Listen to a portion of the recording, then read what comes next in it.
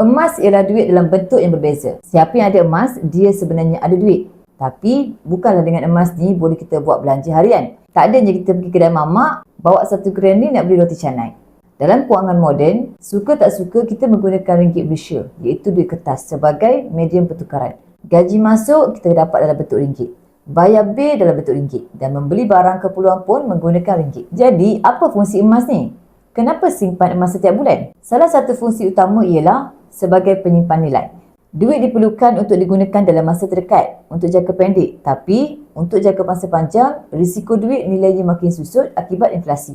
Contohnya, RM100 pada 20 tahun yang lalu dengan RM100 hari ini, angkanya masih sama. Cuma barang yang boleh dibeli sudah berbeza dari segi kualiti dan juga kuantiti. Kenapa emas ni bernilai? Kerana bekalannya terhad dan tidak boleh dicipta sesuka hati seperti mana wang kertas. Sebab itulah kenapa emas ni masih disimpan oleh individu, institusi kewangan dan juga bank pusat di seluruh dunia. Jadi untuk simpanan jangka masa pendek, simpan dalam bentuk tunai untuk digunakan harian. Tapi untuk simpanan jangka masa panjang, simpanlah emas bagi melindungi nilai duit anda dalam jangka panjang. Bila kita faham fungsi setiap satu, maka kita akan tahu kenapa kita simpan duit, kenapa kita simpan emas. Kedua-duanya ada fungsi tersendiri. Duit untuk kita belanja, emas untuk kita simpan untuk menyimpan nilai. Jadi hari ini, alihkanlah sebahagian duit simpanan jangka masa panjang tuan-puan ke dalam bentuk emas. Bagi tuan-puan hari ini yang nak mulakan simpanan emas di Public Gold, boleh isi form sign up untuk saya daftarkan tuan-puan sebagai ahli Public Gold.